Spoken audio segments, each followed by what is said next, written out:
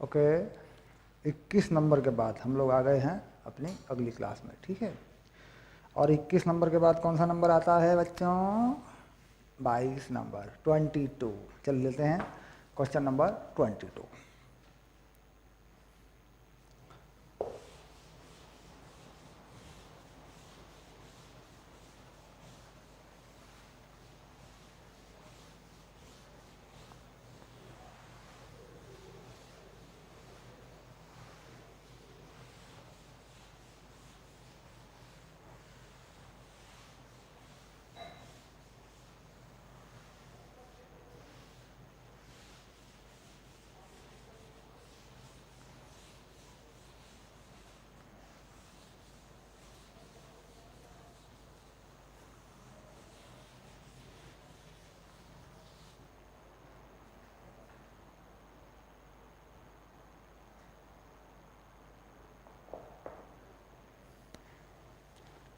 छः 22, ठीक। देखते हैं 6-22 में क्या है।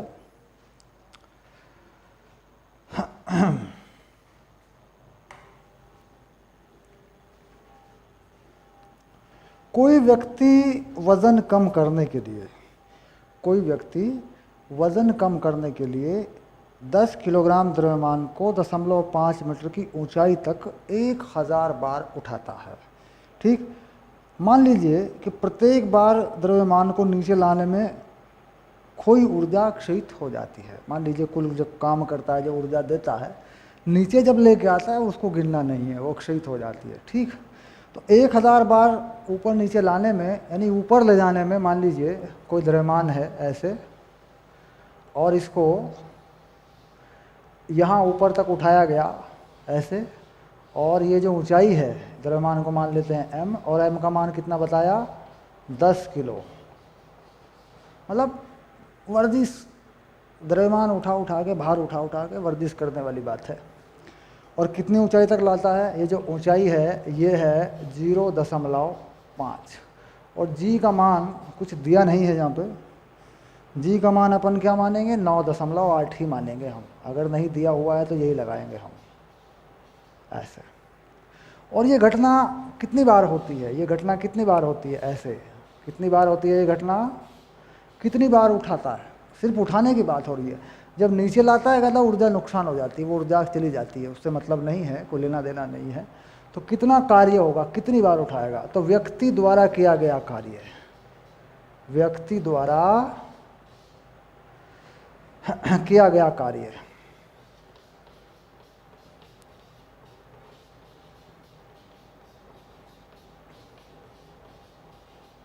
ठीक। क्या लिखते हैं? W, और क्या लिख दें? व्यक्ति। देखो W के नीचे क्या लिख दिया मैंने? व्यक्ति। 1000 बार, कितनी बार उठाया? 1000 बार। और क्या किया? mgh को 1000 बार किया, 1000 बार उठाया, ठीक। तो कुल कितना काम किया जरा पता लगाया जाए। देखो 1000 बार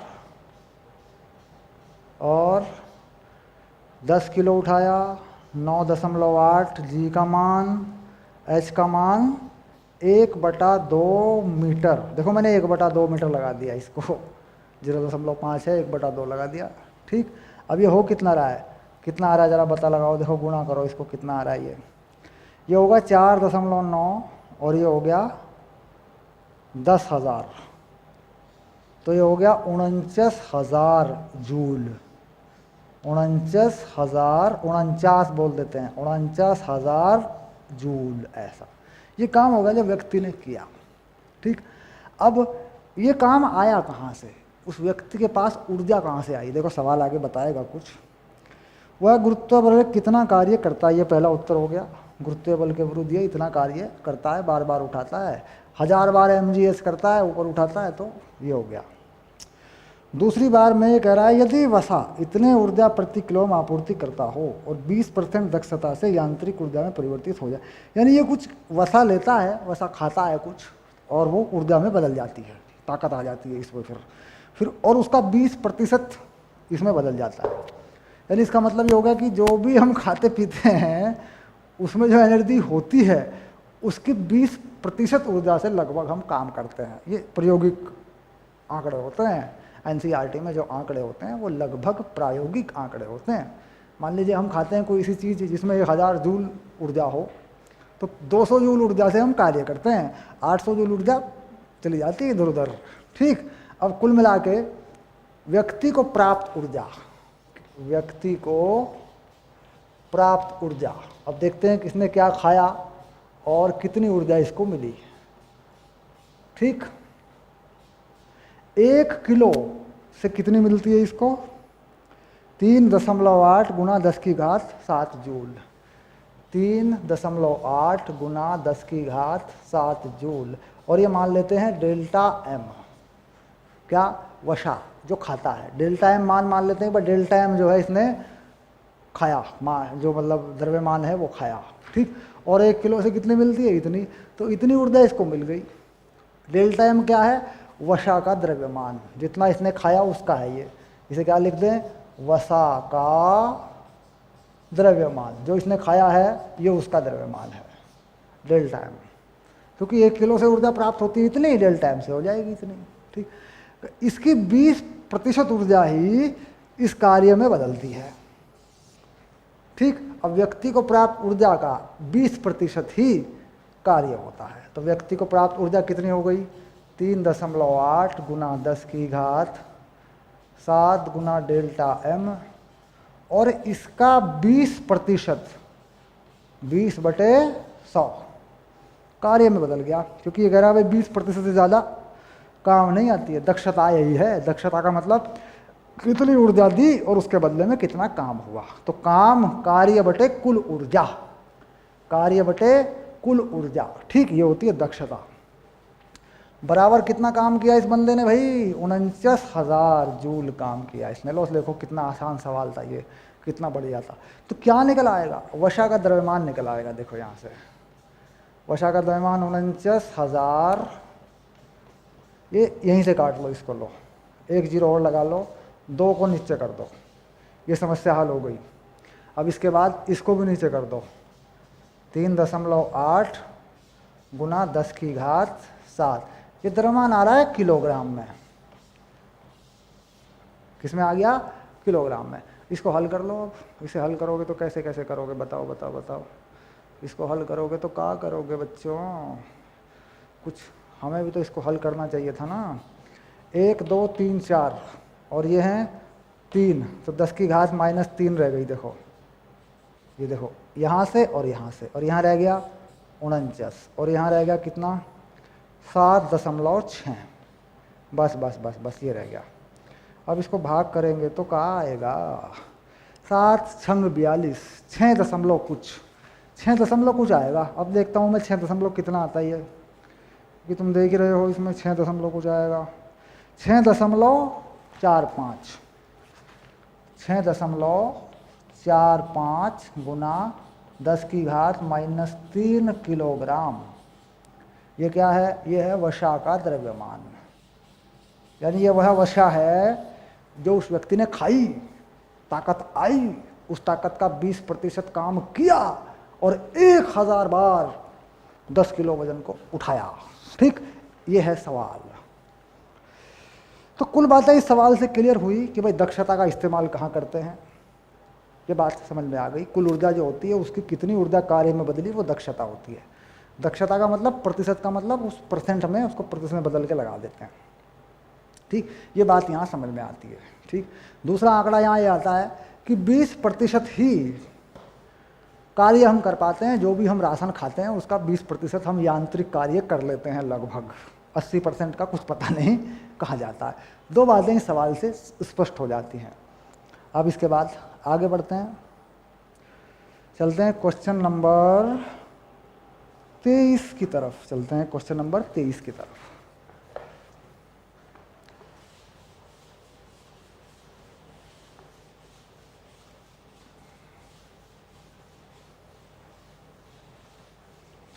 क्वेश्चन नंबर 23 को आप लोग पढ़िए। क्वेश्चन नंबर 23 को पढ़ो।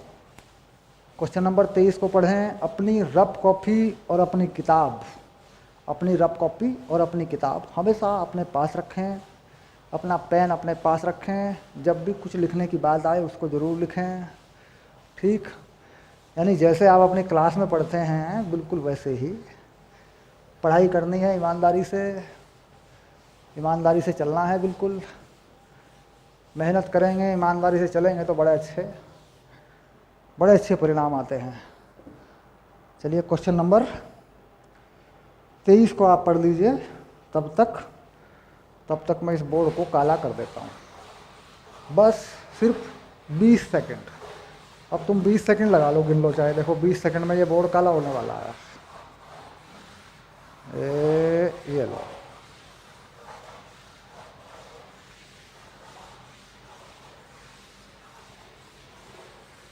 ये लो, 20 सेकंड हो गए होंगे, देखो गिन के देखो, 20 सेकंड हो गए होंगे, 20 सेकंड है ना। चलो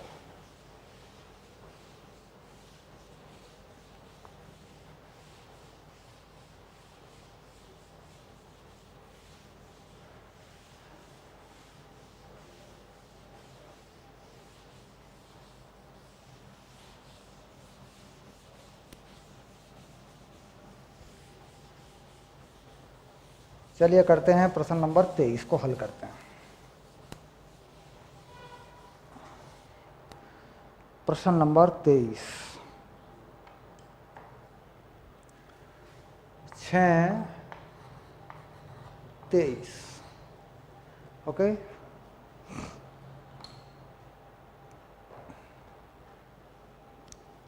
कोई व्यक्ति कोई परिवार 8 किलोवाट विद्युत शक्ति का उपभोग करता है, यानी जो शक्ति है परिवार की, जो परिवार लेता है, बिजली जो खर्च करता है वो होती है 8 किलोवाट, ठीक। किसी क्षेत्रीय सतह पर सीधे आपतित होने वाली सौर ऊर्जा की औसत दर 200 वाट प्रति मीटर स्क्वायर है। यदि इस ऊर्जा का 20% भाग लाभदायक विद्युत ऊर्जा में रूपांतरित किया जा सकता है तो 8 किलोवाट की विद्युत आपूर्ति के लिए कितने क्षेत्रफल की आवश्यकता होगी। अब देखिए 8 किलोवाट विद्युत शक्ति की आवश्यकता है, ठीक, और सौर ऊर्जा कितनी आ रही है एकांक क्षेत्रफल में, तो प्राप्त सौर ऊर्जा क्या लिख देंगे पहले, प्राप्त सौर ऊर्जा, ठीक।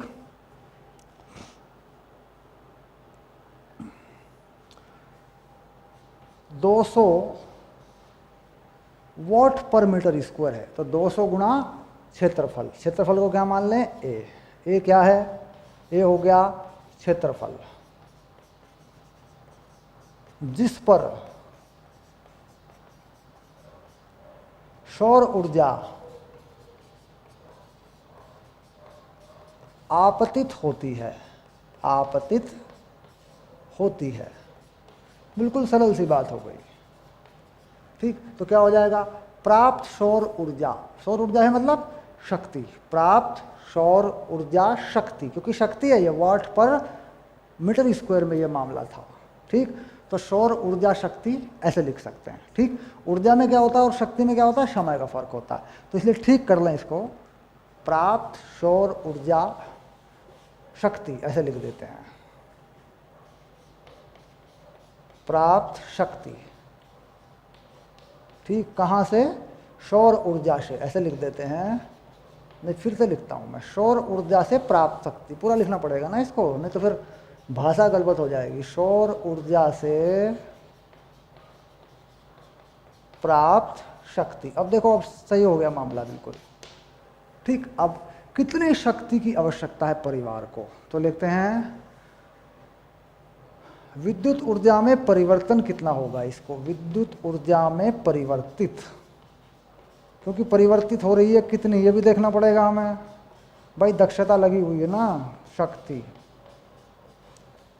ये हो गई, इस शक्ति का कितना परसेंट यूज होता है, कितने परसेंट विद्युत ऊर्जा बदल जाती है, 20%, तो इसको गुणा कर देता हूँ 20/100 से, ये हो गया। देखिए ये वो है जो विद्युत ऊर्जा में परिवर्तित होगी। अब परिवार का जो खर्चा है वो कितना है, 200 A 20/100 परिवार को चाहिए, क्योंकि ये परिवार को मिलेगी, परिवार को चाहिए 8 किलोवाट, तो क्या कर दें उसको 8000 वाट, ये आ गया। तो कुछ क्षेत्रफल आएगा यहाँ से, तुम्हारा क्षेत्रफल निकल के आएगा, बताओ कितना आएगा। ये ज़ीरो ये गए, ये हो गया 8000 बटे 40, तो ये हो गया 200 मीटर स्क्वायर। 200 मीटर स्क्वायर की आपतित सौर ऊर्जा है वो 200 मीटर स्क्वायर की छत पर गिरनी चाहिए। यानी कोई ऐसा पृष्ठ का क्षेत्रफल हो 200 मीटर स्क्वायर का हो तो आपकी 8 किलोवाट की पूर्ति कर देगा। अब ये कह रहा है इस क्षेत्रफल की तुलना किसी विशिष्ट भवन की छत से करिए। तो विशिष्ट भवन की छत क्या है? अगर बड़े घर को देखते हैं तो कह रहा है ये हो जाता है, देखो लगभग इतना, मान लीजिए भवन की छत है ये ऐसे 14 बाई 14 मीटर और 14 मीटर ऐसे, तो देखो कितना बनेगा क्षेत्रफल। क्षेत्रफल बन जाएगा 196 मीटर स्क्वायर, लगभग 200। यानी अगर किसी भवन की छत 14 मीटर लंबी और 14 मीटर चौड़ी है तो लगभग इतना बन जाएगा। सौर ऊर्जा में अगर आप सौर ऊर्जा में 8 किलोवाट सौर शक्ति चाहते हैं, शक्ति ऊर्जा नहीं, विद्युत ऊर्जा नहीं, विद्युत शक्ति चाहते हैं, यानी 1 सेकंड में आप इतनी ऊर्जा चाहते हैं। शक्ति का मतलब क्या? ऊर्जा बटे समय। 1 सेकंड में आप इतनी ऊर्जा चाहते हैं तो आपको 200 मीटर स्क्वायर यानी 14 मीटर लंबे 14 मीटर चौड़े मकान की छत पर पूरी तरह सोलर पैनल लगाना पड़ेगा। सोलर पैनल प्लेट देखी होंगी आपने, जिसमें आजकल चल रही हैं सोलर पैनल प्लेट, जिससे आप ऊर्जा बनाते हैं, सूर्य ऊर्जा को सौर ऊर्जा को विद्युत ऊर्जा में बदलते हैं। इस तरह का ये सवाल है, ठीक है। तो ये सवाल हो चुका हमारा। अब लेंगे हम अतिरिक्त अभ्यास में 24 नंबर का सवाल।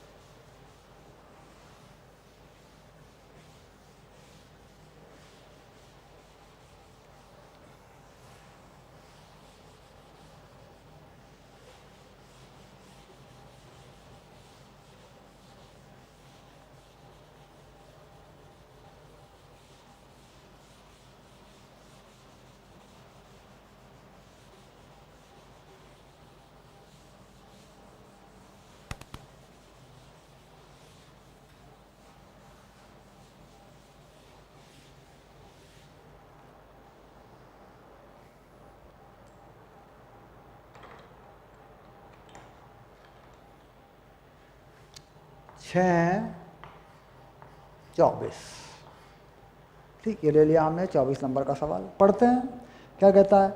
0.12 किलोग्राम द्रव्यमान की गोली का द्रव्यमान लिखना पड़ेगा। यहाँ सब कुछ लिखते हैं। गोली का द्रव्यमान, इसे मानता हूँ मैं, देखो इस गोली के द्रव्यमान को मैं मानता हूँ छोटा m, ये है 0.012 किलोग्राम, ये गोली का द्रव्यमान है। 70 मीटर प्रति सेकंड की क्षैतिज चाल से चलते हुए गोली की चाल, अब लिखते हैं गोली की चाल। क्या मानोगे गोली की चाल को? बताओ। गोली की चाल को मानोगे u, और है कितनी? 70 मीटर प्रति सेकंड है गोली की चाल। कोई गोली क्षैतिज में चल रही है, क्षैतिज दिशा में गोली जा रही है, जिसकी चाल है 70 मीटर प्रति सेकंड। 4 किलोग्राम द्रव्यमान के लकड़ी के गुटके से टकराकर गुटके के सापेक्ष तुरंत ही विराम अवस्था में आ जाती है। तो गुटके का द्रव्यमान, अब आया गुटके का द्रव्यमान, इसे मान लेता हूँ बड़ा M। गुटके का द्रव्यमान क्या माना? देखो बड़ा M। प्रतीकों का ध्यान रखना चाहिए, क्योंकि हम प्रतीकों के पदों में एक सूत्र सा बना लेते हैं, अपना प्रश्न हल कर लेते हैं, बाद में उसके मान रख देते हैं। तो ये छोटा M किसका है? गोली का। बड़ा M है गुटके का। गुटके का कितना है? 0.4 kg, ये गुटका है, ठीक। और गुटके में रुक जाती है। गुटके में रुकने का मतलब गुटके के सापेक्ष चाल 0 हो जाती है, तो इसका मतलब हो गया फिर गुटके में फंस गई, गुटके के साथ चलेगी। अब इसका मतलब अगर थोड़ा सा इसका चित्र बनाकर देखें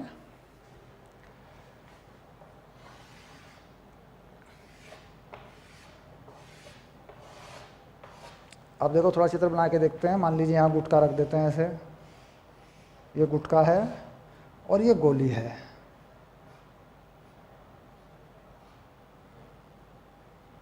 ये गोली है मान लीजिए, ठीक। और ये एक चाल से चल रही है, इसको क्या माना, चाल को u माना, गोली का द्रव्यमान m माना, और गुटका विराम अवस्था में है m, गुटका विराम अवस्था में है। तो गोली फंसेगी इसमें और आगे चलेगी, तो आगे क्या हुआ, कुछ देर के बाद क्या हुआ, उसके बाद गोली गुटके के साथ चल रही है। ये गुटका ये बन गया और गोली जो है ऐसे इसी में रखी हुई है, गोली इसके अंदर फंसी हुई है गोली। ये देखो ऐसे कुल द्रव्यमान m प्लस m हो गया कुल द्रव्यमान। और चल किससे रहा है, मान लीजिए चाल मान लेते हैं v। अब चाल कितनी बना ली, v बना ली, ठीक।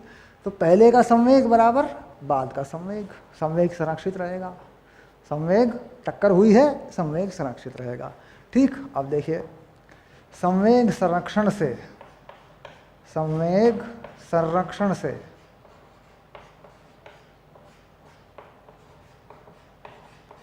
टक्कर से पहले का संवेग गोली में है, ये विराम अवस्था में है, गुटका विराम अवस्था में है, तो कुल मिला के बस गोली का रहेगा mu। टक्कर के बाद का दोनों चल रहे हैं m प्लस m, एक ही द्रव्यमान बन गया दोनों का, दोनों इकट्ठे हो गए गुटका और गोली, और अब ये v से चल रहे हैं।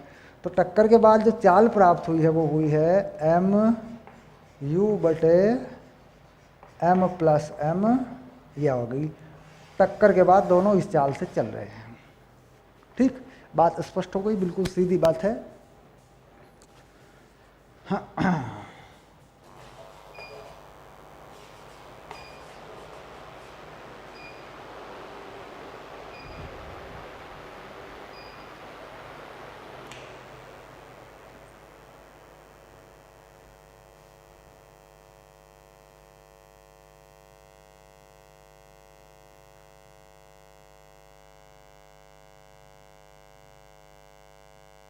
अब अगर इस गुटके को छत से, इस गुटके को छत से लटकाया हुआ है तारों के द्वारा, यानी ये गुटका अब हवा में उड़ेगा, ठीक, ये गुटका हवा में उड़ेगा। तो दूसरा चित्र कैसे बनाएंगे, अब ये गुटका जो है देखो, ये गुटका यहाँ आ गया मान लीजिए, इसमें चाल आ गई आगे को v, और गुटके में कुल द्रव्यमान है m प्लस m, और ये कह रहा है जिसको तारों द्वारा लटकाया गया, ये तार द्वारा लटका देते हैं इसको, ये देखो ये लटका दिया तारों के द्वारा, ठीक। तो ये गुटका ऊपर उड़ेगा ऐसे, यूँ जाएगा यहाँ पे ऐसे, ये मान लो ये गुटका यहाँ आ गया देखो ऐसे, ऐसे यहाँ तक आया अधिकतम ऊंचाई। तो गुटके की अधिकतम ऊंचाई कितनी आ गई, मान लेते हैं गुटके की अधिकतम ऊंचाई बना लेते हैं h, ये आ गई, गुटका हवा में उड़ गया, ठीक। इसको तारों द्वारा लटका रखा था, यानी लटके हुए गुटके में गोली मारी है, लटके हुए गुटके में गोली मारी है, गोली गुटके में लगी, गुटके में फंसी और गुटके को लेके उड़ गई ऊपर को, ये कहानी हुई है, ठीक। अब यहाँ देखें कि ये जो ऊंचाई है गुटके की, ये कितनी अधिकतम ऊंचाई है। तो क्या करते हैं इसके लिए, गुटके की अधिकतम ऊंचाई के लिए क्या करते हैं बताओ, कौन सा नियम लगाते हैं, ऊर्जा संरक्षण लग सकता है यहाँ से आगे, यहाँ से पहले नहीं, यहाँ ऊर्जा संरक्षण नहीं लग सकता, क्योंकि यहाँ पे ऊर्जा का नुकसान हुआ है, ये प्रत्यास्थ टक्कर नहीं है, ठीक। अब यहाँ पर ऊर्जा का संरक्षण लगा सकते हैं, यांत्रिक ऊर्जा को संरक्षित कर सकते हैं। ये जो कुल गतिज ऊर्जा है ये स्थितिज ऊर्जा में बदल जाएगी। मान लीजिए यहाँ पर स्थितिज ऊर्जा को क्या मान लें, इस लेवल पर स्थितिज ऊर्जा को शून्य मान लें, या फिर ये कह दें कि स्थितिज ऊर्जा में परिवर्तन गतिज ऊर्जा के बराबर होगा, क्योंकि हम जब किसी चीज़ को ऊपर फेंकते हैं तो गतिज ऊर्जा किस में बदलती है, स्थितिज ऊर्जा में। और यहाँ पर क्या है, यहाँ पर ये रुकेगी एक बार को अधिकतम ऊंचाई पे जाके, अधिकतम ऊंचाई पे जाके इसका वेग या इसकी चाल शून्य होगी। तो इसका मतलब होता है कि यहाँ पे जो कुल गतिज ऊर्जा है वो स्थिर ऊर्जा में बदल जाएगी, ठीक। तो सीधा हो गया मामला, यानी m plus m 1/2 v square, देखो ये गतिज ऊर्जा है यहाँ पे, ठीक। किस में बदल जाएगी, स्थितिज ऊर्जा में, m प्लस m gh पूरी तरह स्थितिज ऊर्जा में बदल जाएगी। तो अधिकतम ऊंचाई आ जाएगी, देखिए ऐसे, ठीक। क्योंकि हम जानते हैं कि स्थिर ऊर्जा का परिवर्तन रास्ते की लंबाई पर नहीं निर्भर करता, पाथ की लंबाई पर नहीं निर्भर करता, बल्कि ऊर्ध्वाधर दिशा में, ऊर्ध्वाधर दिशा में विस्थापन पर निर्भर करता है, ये हम जानते हैं, क्योंकि ये बल संरक्षित बल है। ठीक, तो अब ये m तो कट गया, ये m तो यहाँ से कट गया। लो, तो अधिकतम जो ऊंचाई आ रही है वो आ रही है v²/2g, ये अधिकतम ऊंचाई आ रही है तुम्हारा। ये उत्तर हो गया एक, ये देखो ये उत्तर आ गया तुम्हारा। ठीक, अब इसके बाद इसने पूछा है अगला सवाल कि गुटके में पैदा हुई ऊष्मा की मात्रा का अनुमान बताइए, यानी नुकसान कितना हुआ है। तो ऊर्जा का नुकसान यहाँ, जब यहाँ टक्कर होगी तो यहाँ से देखना पड़ेगा हमें। तो क्या लिख देंगे, ये तो तुम्हारी अधिकतम ऊंचाई आ गई तो उत्तर आ गया। ये तो हो गई अधिकतम ऊंचाई, कितनी ऊंचाई तक गुटका गया।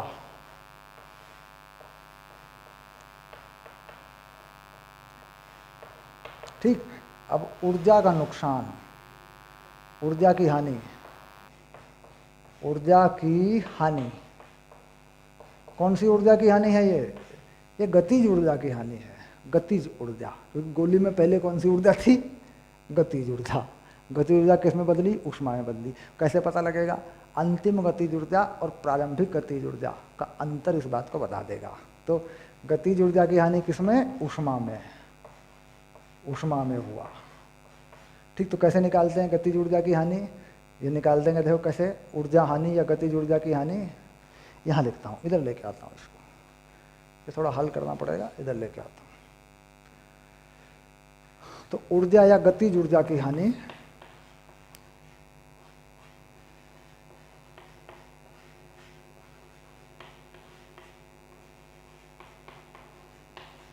बराबर, ऐसे लिखते हैं।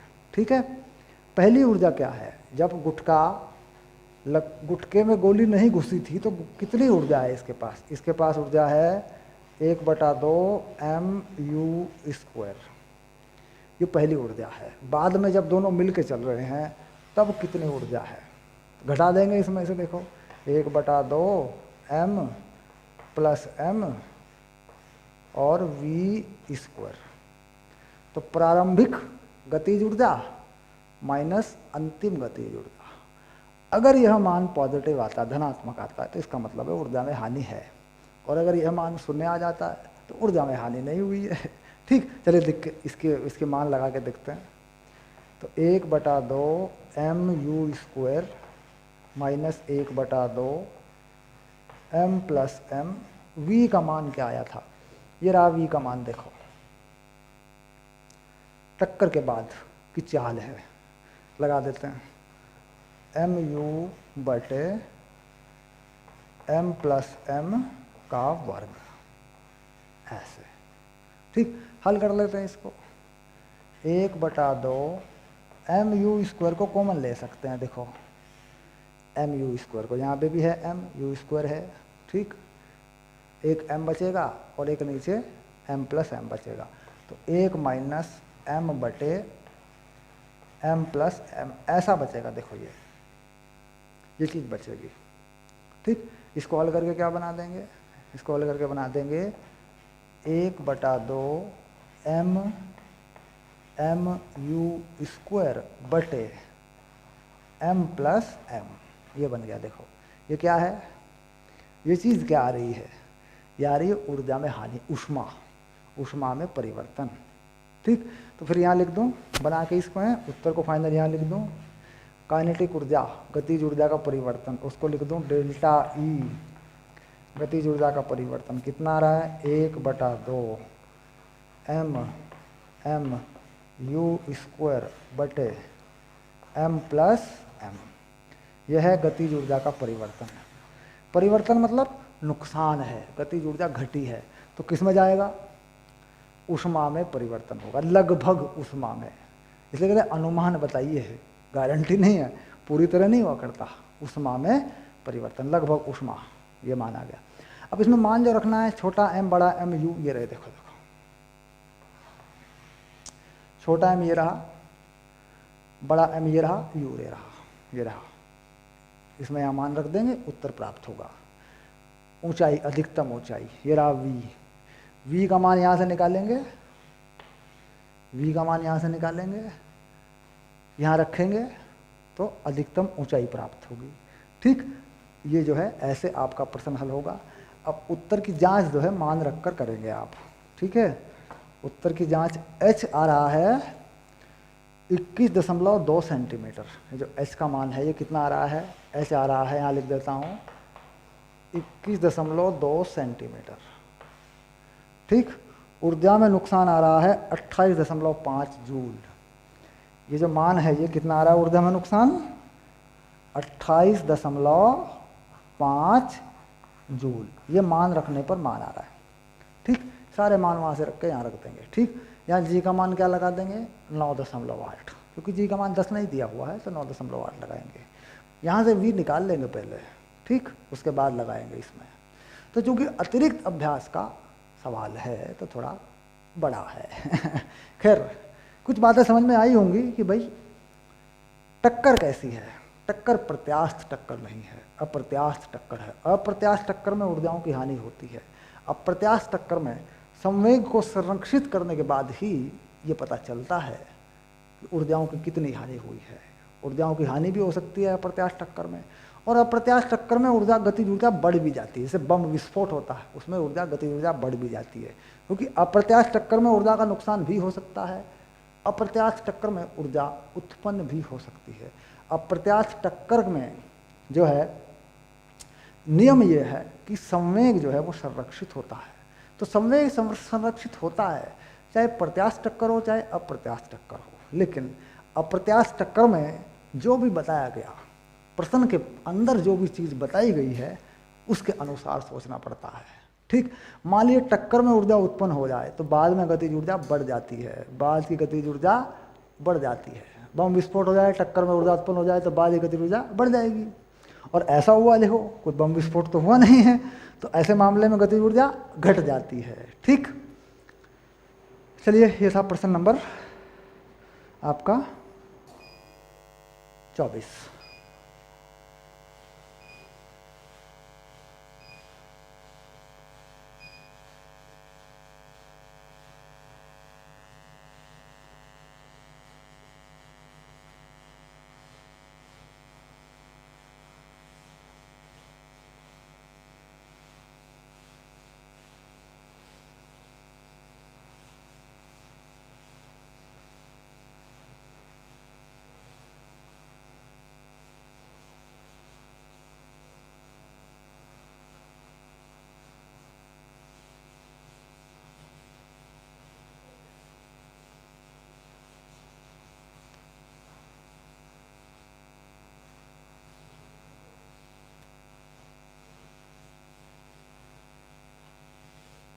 अब लेते हैं अगला सवाल, प्रश्न नंबर 25।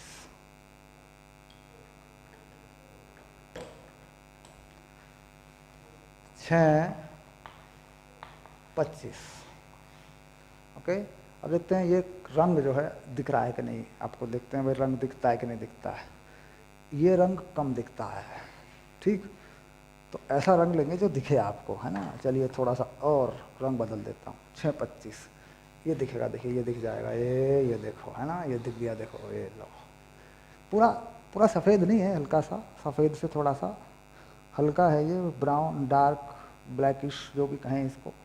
ब्राउन तो नहीं कह सकते, भूरा रंग तो नहीं है, मटियाला सा है, मटियाला सा रंग है बच्चों। चलो लेते हैं 6:25 में क्या कहना चाहता है। 6:25 को बनाते हैं पहले। 2 घर्षण रहित आनत पथ हैं, 2 घर्षण रहित आनत पथ हैं।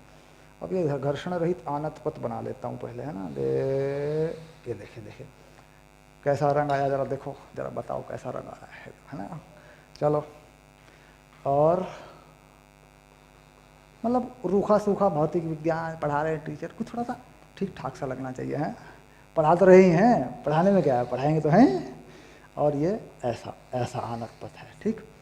इसमें ये जो कोण है, यहाँ से झुका हुआ कोण है, ये है θ2, और यहाँ से झुका है ये है θ1, ऐसे। और यहाँ के बिंदु को A माना गया, और ये जो ऊंचाई है ये बता रखी है, ये ऊंचाई, इस ऊंचाई को बताता है, ये ऊंचाई बता रखी है h के बराबर। ऊर्ध्वाधर ऊंचाई बता रखी है h के बराबर इस बिंदु A की।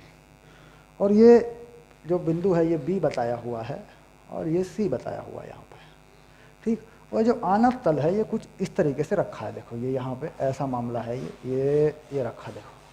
अब ये बात समझ में आ जाएगी कि गति कहाँ पे होनी है और क्या होना है। अब तुम समझ लोगे क्या होना है इसमें। ये देखो ये रहा, ठीक। अब यहाँ पे कह रहा है कि दो गेंद हैं, दो बॉल हैं, दो कण हैं, एक यहाँ पर है और एक यहाँ पर है, और ये कण जो है ए से इधर को आ रहे हैं, ये आ रहा है इधर को और ये भी नीचे की तरफ आ रहा है इधर को, ऐसा। और कणों का जो रंग है वो कुछ नीला नीला सा रंग है। अब मैं कणों में नीला रंग भर दूंगा, देखो ये भर दिया मैंने नीला रंग, ये लो देखो हो गया। अब ये कण जो है नीले हो जाएंगे, देखो ये लो, ये रहा। अब इसको नीले को चमका दूं मैं अगर, तो ये देखो ये हो गया नीला। अब ये देखो ये हो गया, देखो ये बन गया कण, ये लो भाई देखो, अब बन गए कण दोनों, ए से बी की तरफ और ए से सी की तरफ, ठीक। और ये है, ये आनत तल है, ये आनत तल होगा, देखो ये रहा आनत तल। ये कुछ पहाड़ी टाइप है, पहाड़ है, पहाड़ ऐसा हो रहा है, ठीक। अब सवाल खड़ा करते हैं, सवाल क्या है। बिंदु ए पर मिलते हैं, बिंदु ए से प्रत्येक पथ पर एक एक पत्थर को विराम अवस्था से नीचे सरकाया जाता है, यानी एक एक को पत्थर हैं, ये पत्थर है, पत्थर, ये पत्थर है भाई, ये लो, लो, ठीक।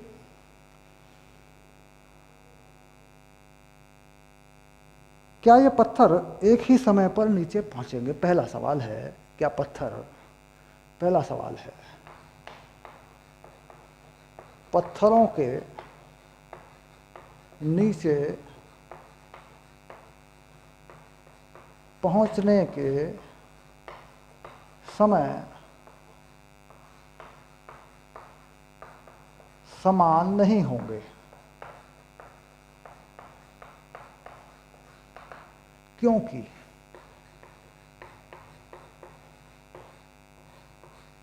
समय पथ की लंबाई पर निर्भर करता है, क्योंकि समय पथ की लंबाई पर या विस्थापन पर निर्भर करता है। दोनों बातें हैं, लंबाई पर या विस्थापन पर, दोनों पर निर्भर करता है, लंबाई पर भी और विस्थापन पर भी। अब यहाँ देखना है कि समय किसका कम और किसका ज़्यादा होगा। तो जैसा कि दिखाया गया है, ए से बी की तरफ आने पर, ए बी के अनुदिश आने पर, ए बी के अनुदिश आने पर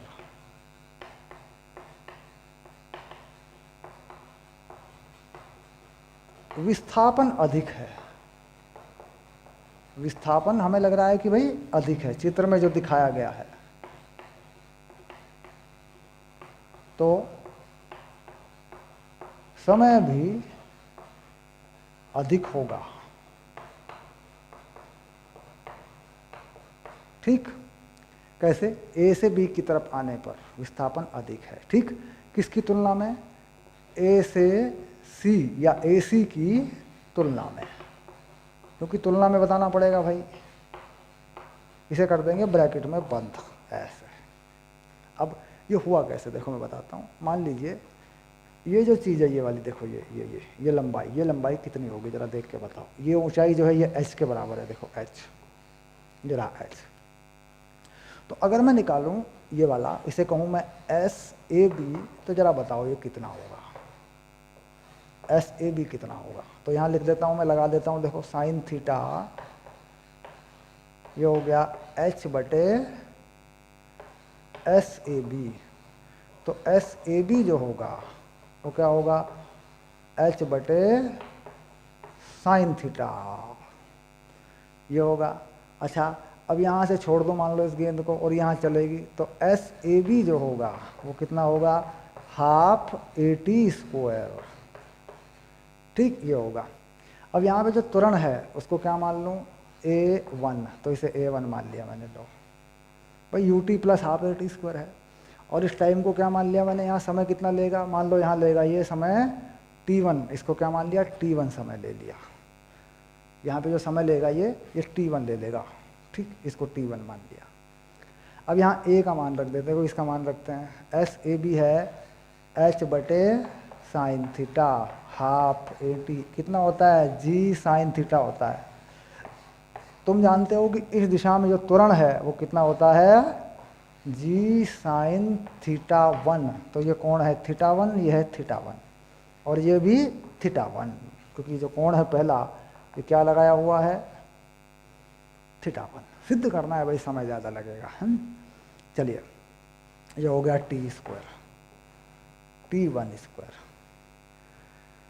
ठीक। तो t1² का मान मिल गया, देखो तुम्हें कितना मिल गया t1 का मान, देखो t1 हो गया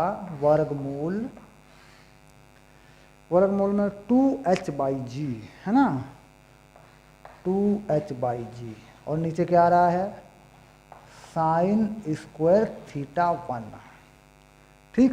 तो समय जो आ रहा है कितना आ रहा है बताओ, t1 आ रहा है व्युत्क्रमानुपाती sin θ1, ठीक, ठीक है। यानी एंगल बड़ा होगा तो समय कम होगा, एंगल कोण बड़ा होगा तो समय कम होगा।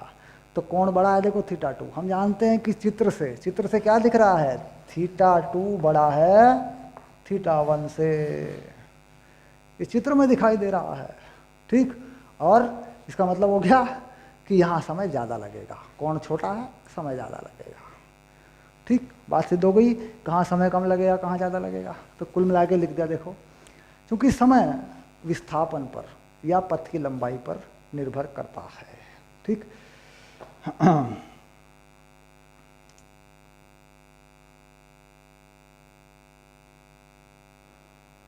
अब यह कि समय कितना है, तो समय आ जाएगा, उत्तर लगा लेंगे आप यहाँ से, समय आ जाएगा, क्योंकि दोनों कोण दिए हैं, एक 30 अंश का कोण है, एक 60 अंश का कोण है, तो समय निकाल देंगे t1 और t2। देखो t1 का मान ये रहा, ये t1 का मान है, ठीक।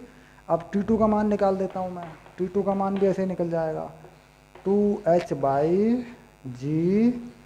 sin² θ2।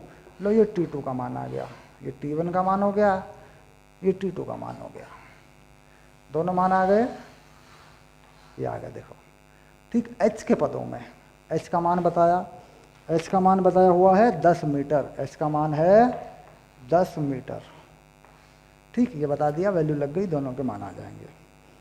चाल बताइए, चाल समान होगी, चाल दोनों में समान होगी, ठीक। अब देखो चाल दोनों की समान होगी, बड़ी बात है ये। यहाँ पर जिस चाल से ये पहुँचेगा, ये चाल मान लीजिए v, और ये पहुँचेगा ये भी चाल, ये भी v होगी, दोनों समान होंगी। क्यों? क्योंकि प्रारंभिक अंतिम चाल ऊर्जा संरक्षण के नियम से ये ऊर्जा का परिवर्तन है, दोनों में जो ऊर्जा बदली है वो क्या है mgh है। तो यानी स्थितिज ऊर्जा जो प्राप्त हुई है mgh है, किसमें बदल जाएगी, हाफ mv² में। उधर्व जो ऊंचाई है, जो ऊर्ध्वाधर ऊंचाई है, वो दोनों की समान है, तो दोनों में ऊर्जा का परिवर्तन, स्थिर ऊर्जा का परिवर्तन कितना है mgh है। इसी ऊर्जा घटी है, उसका परिवर्तन कितना mgh, किसमें बदलेगा गतिज ऊर्जा में। तो दोनों की, वैसे भी आप जानते हैं कि पथ की लंबाई पर ऊर्जा का परिवर्तन निर्भर नहीं करता, तो दोनों को चाल तो वही प्राप्त होगी। कितनी चाल प्राप्त होगी दोनों को, यानी v1 को भी v2 को भी वही चाल प्राप्त होगी, वो होगी 2gh का वर्गमूल, दोनों को सेम चाल प्राप्त होगी। समय अलग अलग होंगे क्योंकि रास्तों की लंबाइयाँ और त्वरण अलग अलग हो गए हैं। रास्तों की लंबाइयाँ और त्वरण जो है, गति की दिशा में त्वरण g sin θ1, इधर कितना होगा g sin θ2, है ना। खैर मान रख कर क्या निकालना है, एक समय ये आ रहा है ये निकालना है, एक समय ये आ रहा है ये निकालना है, और ये चाल है रूट वर्गमूल 2gh, ये चाल आ जाएगी, ये उत्तर आपको प्राप्त हो जाएंगे। अब इन उत्तरों को देख के मैं लिख देता हूँ एक बार और मिला देता हूँ कि उत्तर मिल रहा है कि नहीं मिल रहा है। उत्तर जो है VB VC बराबर हैं, TB 2 वर्गमूल 2 है, TC जो है यहाँ पर जो है अधिक ढालू समतल पर पत्थर शीघ्र तली तक पहुँचता है। अधिक ढालू पर पत्थर जल्दी पहुँचता है। तो यहाँ पर एक का मान 2 वर्गमूल 2 है, एक का 2/वर्गमूल 2 है। ठीक है, इस तरीके से ये मान लिखे हुए हैं। मान रखने पे जो है 10 मीटर, 10 से 10 कट गया, ये है साइन थीटा 1 30, 1/2 हो जाएगा, 1/2 का 4, ये 2/2 आएगा।